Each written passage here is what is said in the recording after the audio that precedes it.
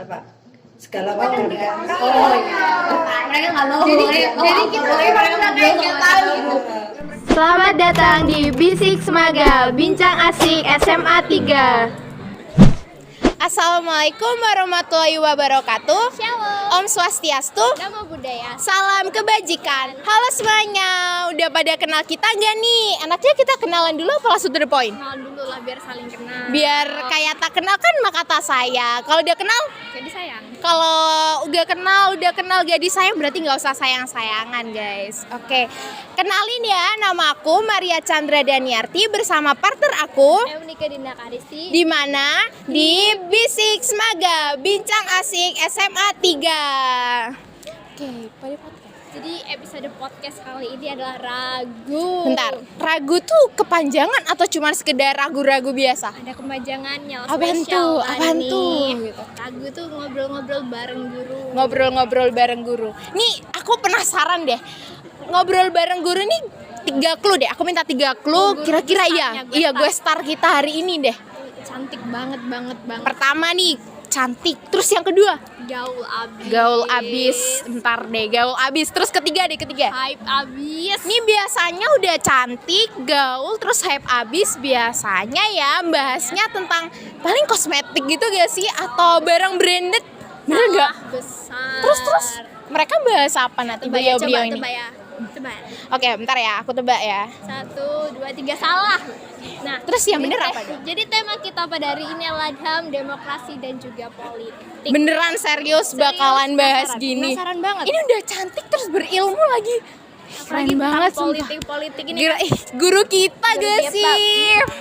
Oke, kalian yang nonton ini harus juga penasaran ya, soalnya ini bakalan menarik banget dan seru banget buat dibahas. Makanya stay terus nonton sampai habis dan jangan di skip biar gak ketinggalan ilmunya. Ingat gak sih tanggal 10 Desember itu memperingati hari apa? Hari Sabtu kan. Jangan bercanda. Salah. Ini Bukan tentang hari mata Sabtu. pelajaran. Apa sih mata pelajaran apa? PKN, aku kasih clue-nya deh. PKN ya, PKN. Ingat. Pancasila. Salah. Terus Kamu sih kebanyakan nyimak doang di kelas, cuman tiduran, terus nonton TikTok doang. Itu kan kamu kalau di kelas. 10 Desember itu memperingati Hari Hak Asasi Manusia. asasi manusia. Tahu nggak sih kamu pengertiannya? Gak tahu sih itu, kurang tahu ya. Kan beneran kamu tahu? generasi penerus bangsa kayak gini tuh udah nggak bisa ini diterusin kayak gini nih. Yaudah kita tanya yuk ke guru yang cantik-cantik itu loh, yang hype Mungkin banget, kan. yang wow, yuk.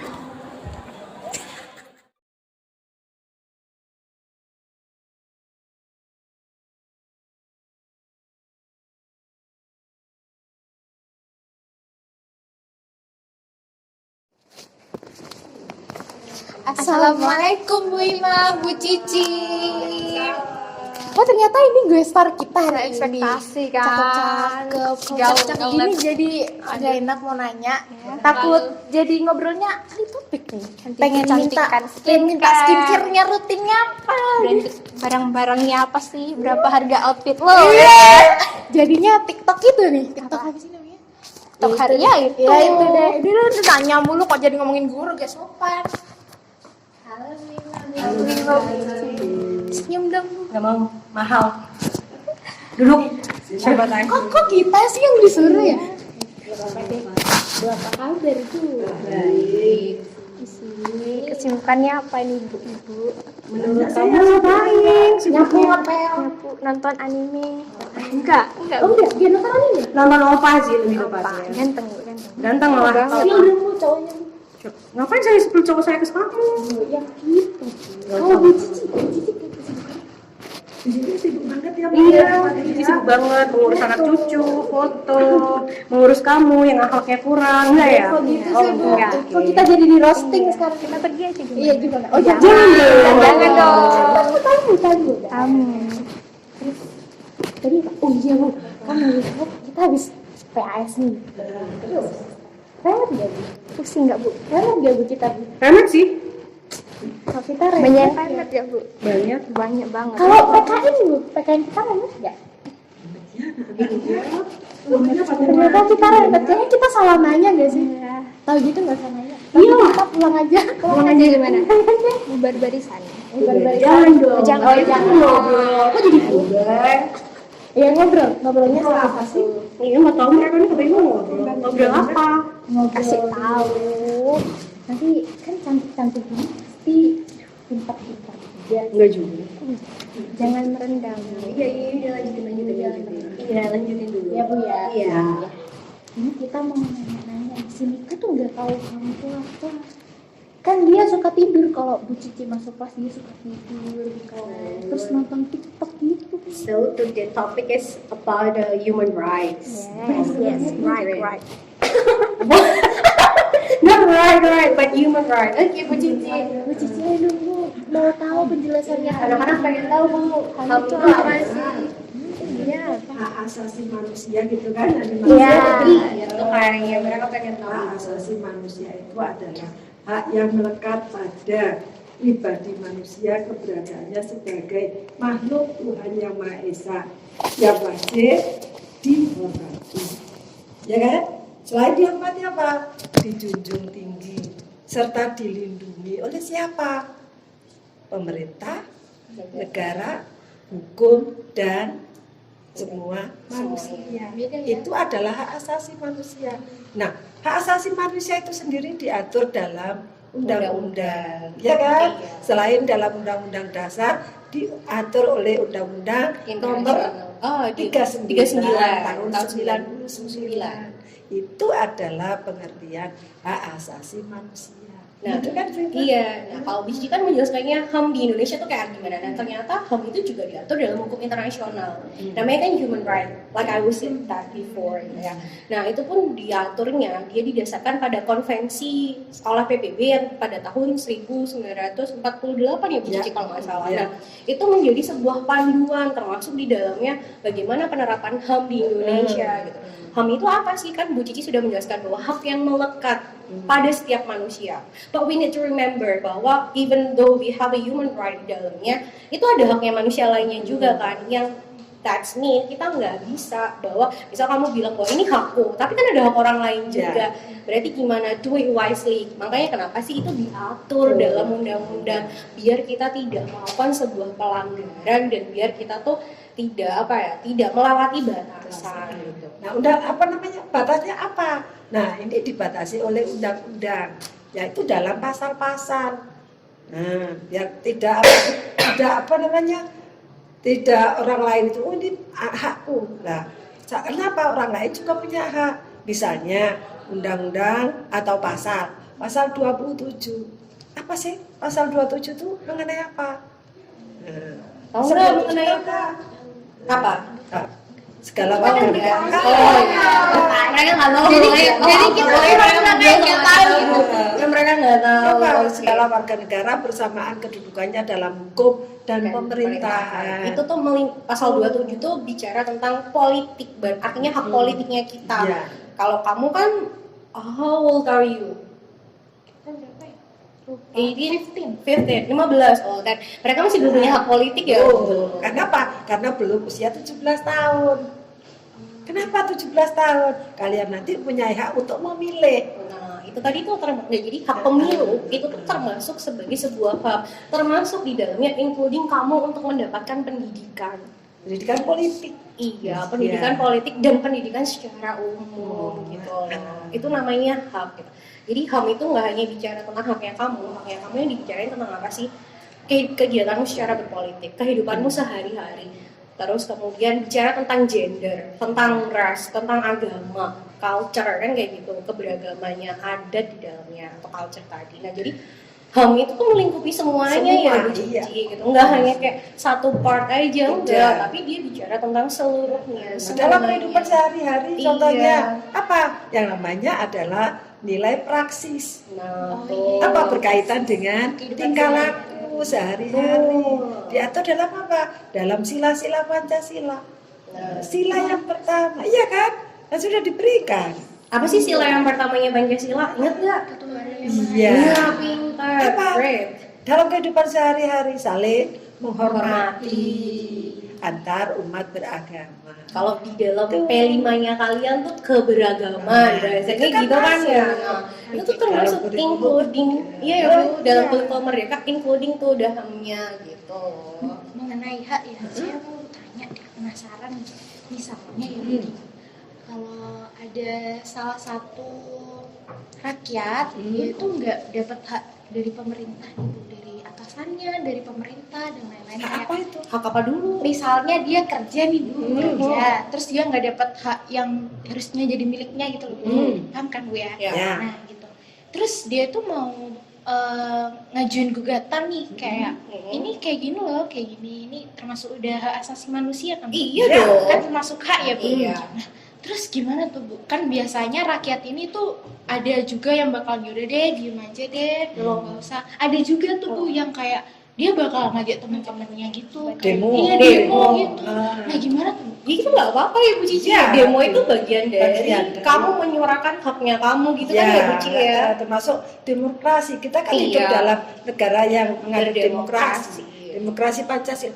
Boleh demo itu hak daripada warga negara. Iya. Untuk apa? Untuk mengajukan aspirasinya. Aspirasinya seperti apa? Tapi ingat lagi Betul. balik ke demo tuh seperti apa? Nggak vandalis kan kayak gitu. Sekarang kamu bilang kalau dia mau melakukan gugatannya itu bisa, kamu harus tahu bahwa negara pun melindungi hak warga negaranya. Ada sebuah komisi di mana di dalamnya namanya Komnas HAM ya Bu ya. Iya. Nah itu tuh tugasnya mereka. Jadi kalau kamu punya sebuah masalah ya kita bisa ngelapor ke sana, atau malah lebih banyak NGO tuh apa ya bahasanya? Nah apa ya, kayak non government organization, atau kita bahasanya apa Bu Cici?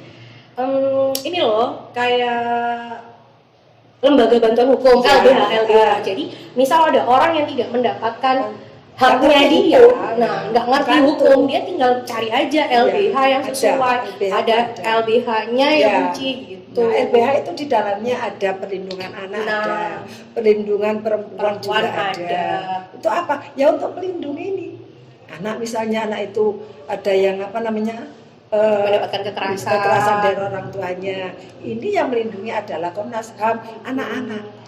Jadi ada namanya Komnas Ada. HAM, nanti di dalamnya tuh Bagian ada Komnas bagian. anaknya, ada Komnas Perempuan. perempuan gitu loh. Komnas itu gimana Ibu? Kira-kira Komisi kalau Nasional. misalnya yang lapor gitu ya Bu, itu bakal dipungut biaya atau Tidak. Ada yang enggak, ada yang yang iya, tergantung. Tapi kalau kamu lapornya ke Komnas HAM itu pasti tidak berserta biaya. Tapi biasanya mereka kan ada yang menyediakan lawyer tuh bahasa Indonesianya pengacara yang Pengacara. gratis, Nah, ada yang ada yang- enggak. Gitu. Ada yang bayar.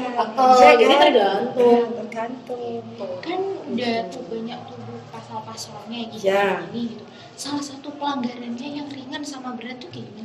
Uci, pelanggaran yang ringan dulu. Nah, yang ringan ini bisa juga yang terjadi sekolah ya, banyak bisa nyontek itu. Kamu termasuk sama pelanggaran dia? ya. Enggak. Kita nyontek. Masa? Itu yang ringan kan? Betul. Ah. Jadi pelanggaran HAM ringan tuh kayak mencontek gitu ya. Yang contek lah paling mudah contohnya ya. Betul, itu paling gampang. Itu Terus pelanggaran HAM ringan. memanggil temannya tidak Sesuai dengan namanya, misal nih kamu Ada. sering kan, misal namanya unik dipanggilnya Bowo, gitu kan nggak boleh. Pacarnya boleh nggak sih? Hah? Nama bapaknya, itu juga termasuk pelanggaran HAM dong. Kan bukan pacar sama bapaknya ya? Iya. Enggak, maksudnya dia manggil temannya pakai nama pacarnya juga nggak boleh kan ya Bu? Boleh. Itu tuh namanya termasuk pelanggaran HAM juga. Itu yang ringan. Tapi yang kan? ringan gitu. Padahal mungkin kita selama ini juga melakukan pelanggaran HAM ya Bu, Iya. tapi yang ringan bukan yang berat gitu. Kan ada pelanggaran HAM ringan dan berat ya kalau Iya. tadi gitu kan. Tapi ya, di Bu. sekolah kan ada pelanggaran HAM berat, contohnya yang terjadi di SMK 2. Betul. Ya kan, temannya sampai Bullying. Iya kan, itu termasuk karena apa? Karena menghilangkan nyawa orang lain. Ya di Bandung tuh juga nggak sih? Bandung Yang kemarin iya. terjadi termasuk pelanggaran HAM berat. Bom kan yang Bom, bom kemarin iya. dia. Iya.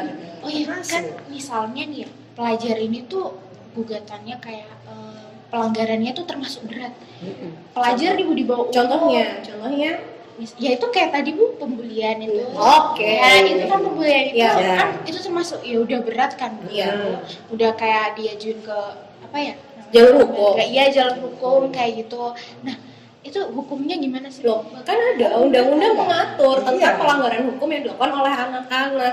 Jadi kamu walaupun anak-anak ketika kalian melakukan pelanggaran, artinya you do it criminals kayak gitu ya, kamu melakukan sesuatu yang bersifat kriminal kayak tadi ya, kayak Bu Cici itu ngebully sampai orangnya mati gitu kan. Nah itu tuh akan terkena pasal, terkena hukuman karena ada undang-undangnya sudah diatur dan akan menjalani hukumannya sesuai dengan Tapi di sini ada ininya tuntutannya. juga, kita kan anak-anak. Iya, tapi penjaranya itu jangan dibayangin bareng sama yang orang gede-gede, enggak ya, ada namanya penjara anak.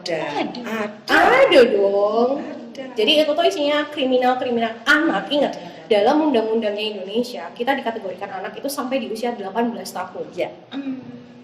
Kalau yang paling baru kayaknya sampai 19 ya Bu yang mau menikah. Makanya kan kenapa sih undang-undang termasuk di dalamnya nanti undang-undang perlindungan pernikahan. Ya. Itu kenapa kalau belum kamu tuh ya berdua perempuan-perempuan, kalau belum 18 tahun gak usah nikah dulu kan. Itu namanya kamu melanggar hukum nanti ya Bu ya. Itu berarti hukumannya sama nggak sih Bu? Kayak setara gitu sama yang kriminal? Maksudnya yang umurnya udah legal. Sama Ya sama dong. Kan intinya kan sama menghilangkan nyawa. Misal nih, kayak kamu ngebunuh cicak sama ngebunuh ayam sama-sama ngebunuh kan. Iya kan? Kamu ngebunuh orang, ya sama hukumannya. Mungkin caranya dia yang menjalankan itu tentu berbeda. Pembinaan yang dilakukan akan beda. Kenapa? Ketika dia masih berusia anak-anak, dia akan punya masa depan kan? Nah, yang dibina adalah bagaimana dia nantinya menjalani kehidupan di masa depannya ini agar tidak mengulangi kesalahannya. Sedangkan untuk orang-orang yang udah di usia legal, mereka akan dijatuhi hukuman yang lebih berat. Kenapa kayak gitu? Karena bisa jadi dia udah gak punya masa depan. Nah, Gak ada pembinaan lagi. betul. Ya. Jadi kayak penentuan bagaimana jeratan, hukuman dan yang lain-lain itu bisa macam-macam tergantung tingkat kejahatannya, usiamu, kemudian ada bagaimana sikapmu selama menjalani masa hukuman Ada itu. tahapan-tahapannya ya. Betul. Jadi nggak langsung kayak ini bakal kayak gini gitu. Kalau menurut Bu Wima sendiri, perkembangan HAM di Indonesia ini kayak gimana sih Bu? Ada kemajuan atau malah Pokoknya nggak ada? Kalau kataku ya, Sejujurnya Bu, sejujurnya boleh banget nih ya. kan kita di negara sendiri ya Bu. Kalau kataku ya, that's my opinion. Iya. Kan I can get it right. Satu-satu deh Bu Cici tapi gantian. boleh. Kalau tadi kita udah ngomong ya Bu Ci ya tentang bagaimana pelanggaran HAM di Indonesia tuh tentang kasusnya ngeliat dari 2019 tentang bagaimana penanganan HAM di Indonesia tuh semakin mengalami penurunan. I will give you an example yang beneran kayak ya udah di depan mata. Kasusnya Ferdy Sambo aja. Itu kan termasuk masih ajar ya. Ya, masih baru banget. Kenapa saya nggak ngasih contohnya tentang bom bunuh diri gitu kan? Karena itu it's already happen dan itu tidak melibatkan banyak manusia ya di dalamnya. Maksudnya bukan nggak melibatkan banyak manusia, tapi kayak orang-orang penting di dalamnya gitu. Nah, kalau kasusnya Ferdy Sambo itu hampir semua. iya, hampir semua lini masa tuh kena gitu kan. Ya. Itu kan termasuk kasus pelanggaran HAM. Kenapa bisa Bu Ima bilang bahwa itu kasus pelanggaran HAM? Ferdy Sambo tuh terlibat dalam kasusnya kilometer 58. Kamu tahu nggak kasusnya kilometer 58? Gimana tuh? Yang habisnya demo tuh terus ada anggotanya FPI yang ditembak. Nah, itu kan termasuk kasus pelanggaran HAM. Atau kalau kita mau bicara yang ke belakang ya Bu Cici pernah ngasih contoh ke saya dikasih tahu ada kasusnya Marsina gitu ya. Trisakti. Tahu nggak? Bom Bali. Terus habis itu Munir. Nah, itu sampai sekarang nggak selesai. Iya, itu nggak selesai sampai hari ini. Nah, di situ kita tuh punya tanggung jawab. Kan kamu nanya sama saya, bagaimana kasus penanganan HAM-nya? Kalau saya melihat itu semakin buruk, terutama di masanya COVID-19 kemarin ya Bu. Itu banyak banget pelanggaran HAM yang terjadi gitu. Salah satu contohnya apa? Bagaimana tentang pemenuhan kebutuhan hidupnya kita. Ketika kita mengalami posisinya kan kita COVID pada saat itu. Kita kan nggak punya ada beberapa orang yang nggak punya penghasilan tetap. Tapi itu kan tidak ditanggung oleh negara, tapi pelaksanaannya nggak nyampe. Nah, itu kan termasuk salah satu kasus pelanggaran HAM juga. Terus biasanya juga bakalan apa ya Bu, pakai uangnya jadi ditutup. Nah ya itu. Makanya kan dapat bantuan sebenarnya ya. Iya. Jadi kayak hukumnya di Indonesia tuh kalau kita mau melihat bagaimana penegakan terutama hukum ya itu tuh hukumnya kita masih bisa dibeli gitu. In case if you wanted to know gitu ya.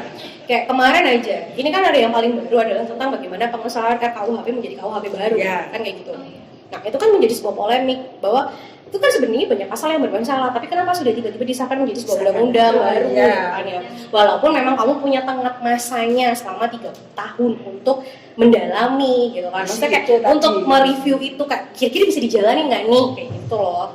Nah, tapi ternyata kan masih banyak kasus ya, bukan Iya. kasus sih, maksudnya kayak banyak hal-hal yang janggal. Contohnya kan Bima nyontohin tentang bagaimana RKUHP tadi gitu ya. Nah itu tuh ada seorang hakim di MA gitu kan. Kalau kan katanya kalau Bima lihat di TV-TV gitu kan tiap pagi gitu ya, ketika ditanya ini gimana nih Pak, kok udah jadi RKUHP kok udah jadi KUHP aja gitu kan. Terus kan pemerintah kan bilang bahwa ya udah tuntut aja melalui jalur hukum atau judicial review kayak gitu kan. Tapi ternyata judicial review tuh nggak semudah yang kita bayangin gitu kan. Itu sudah pernah terjadi di 2019, pernah ada demo besar yang terjadi kayak yang kamu tanyain gitu kan. Terus habis itu masih ada lagi apa, ternyata hakimnya MA itu kan dipecat. Kenapa? Karena dia tidak menyetujui tentang pengesahan ini. Dan how we believe it, we our government with that, kan kayak gitu. Nah itu pun juga menjadi sebuah pertimbangan pada kita, bagaimana pemerintahannya kita, bagaimana tentang penegakan hukum di dalamnya, termasuk di dalamnya tentang itu ya Padahal Buci. hakim itu kan bukan wewenang daripada pemerintah itu ya. Bener. Kan hakim itu kan berdiri sendiri. Betul Ya banget. kekuasaan apa? Kekuasaan yudikatif. Betul Berarti HAM ini kayak masih kadang disepelekan. Iya. banget. Disepelekan, apalagi misalnya Belum kayak ditegakkan Betul, ya. belum disepelekan, tapi kayak Supremasi hukum iya, belum ditegakkan. supremasi hukum kalau kata bahasanya Bu Cici itu supremasi hukum tidak ditegakkan gitu. kayak misalnya mohon maaf kayak pelecehan, diskriminasi gitu kan Bu.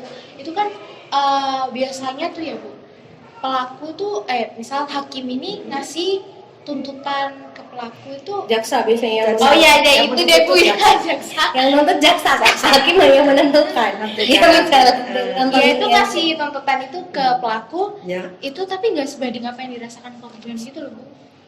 Lah makanya kan nanti ketika makanya kenapa sih kamu mau ngelihat kasusnya siapa sih yang dicontohin?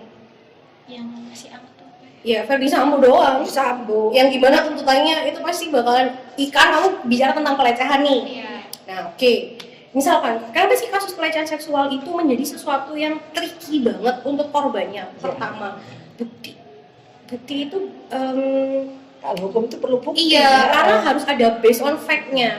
Kayak gimana? Sedangkan pembuktian untuk kasus pelecehan itu kan sangat susah ya, bukan Iya. terkadang gitu. Kenapa? Misal dia ngomong saya saya sama Bu Cici kan, terus Bu Cici saya dilecehkan, terus indikator dilecehkannya tuh seperti apa gitu kan. Misal saya bilang saya dipegang-pegang tuh sama yang namanya Rehan gitu kan, saya nggak suka gitu. Terus habis itu Nggak mungkin percaya iya, kan? Nah, terus kan ditanya gimana kamu dipegangnya, terus kenapa kamu diem aja? Nah itu loh, Iya. makanya kenapa sih Kalau kayak misalnya di foto, nah ini nah buktinya itu ada buktinya Percaya. secara nyata. Jadi kayak kenapa sih ketentuan hukuman itu bukan tidak berat, tapi kadang dalam rasa prosesnya mereka ketika mereka melakukan proses peradilan ini itu tuh banyak hal yang terjadi gitu loh. Banyak misalkan ternyata buktinya ini nggak sesuai ya, gugur deh nih, menggugurkan kayak gitu loh. Jadi kan kamu bilang kayak berarti itu termasuk dia nggak dapat keadilan hukum. Ya dapat, cuman kan misalnya kayak saya ngerasa dilecehkan sama Rehan gitu. Padahal pada saat itu bisa jadi saya seneng-seneng aja gitu. Nah, saya menuntut dia, dan saya pengennya dia dihukum seumur hidup. Padahal dalam tuntutannya nggak bisa kan kayak gitu. memang setiap manusia itu kan punya ini hak Iya, hak praduga tak Iya, bersalah, nah kan? itu benar Tidak banget. langsung bisa ini berapa tahun tidak, Betul. ya kan? Jadi ada namanya asas praduga tak bersalah dalam setiap kemungkinan. Makanya kenapa sih dalam case-nya Ferdi Sambo kemarin banyak orang yang ikut terlibat karena mereka menggunakan asas praduga tak bersalah ya, dia Bu. mempunyai hak, ya kan? Karena mereka ngomongnya kan ini kasusnya pelecehan, dia ini makanya kita ini terjadi kayak gini. Nggak Makanya sama, iya. iya, makanya kan akhirnya proses gitu loh. Karena mumpung masih ingat tadi ngomongin Ferdi Sambo. Iya, kenapa kamu suka dia enggak? Enggak dong, Oh, Bu. Jangan oke, Bu. oke, Bu. oke. Saya Kriminal. Nanti kita Bahas viral. sama Bu Cici ini, kenapa sih hukum yang mengikat pada masyarakat masih terlihat tumpul ke atas untuk Nah. pengusaha atau penjabat, tapi malah tajam ke bawah bagi masyarakat yang ada di bawah kelas Iya. bawah ya. Padahal kan kita harusnya dapat hak yang sama. Iya kan tadi kan sudah dibilang sama Bima bahwa hukum sekarang itu tidak semakin apa namanya tajam ke atas tapi tumpul ke bawah. Tadi disebutkan siapa yang banyak uang, ya kan dia bisa membeli ini. Udah banyak tuh. Iya kan banyak. Karena banyak banget seperti ceritanya itu. kan. Kok tahu-tahu kok nggak ada sih? Apa kok menghilang sih ini kasusnya ini? Kenapa? Padahal kan belum selesai prosesnya. Kayak ini ya Bu, mahasiswa di salah satu universitas. Heeh. Kan itu Bu yang ini Ya itu deh Bu, gitu kan Bu.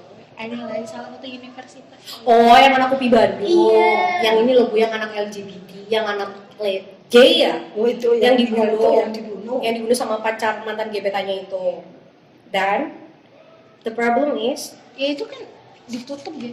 bukan ditutup, tapi kan sudah terjadi proses nggak sih itu kalau saya baca beritanya? Tapi mungkin tidak diekspos. Enggak, kenapa sih gini loh? Jadi gini, biasanya hal-hal yang diekspos di media adalah yang menyangkut kepentingan orang banyak. Nah, kenapa kok kasusnya Verdi Sambo diberitain tiap hari? Iya. Itu kan menyangkut satu institusi gede kan, Polri kan. Polri, iya. Nah, sedangkan untuk mahasiswa ini, berarti kalau gitu kita nggak menjalankan ya, bukan, tapi dilihat dari base kepentingannya ya, Iya. Bu Ci?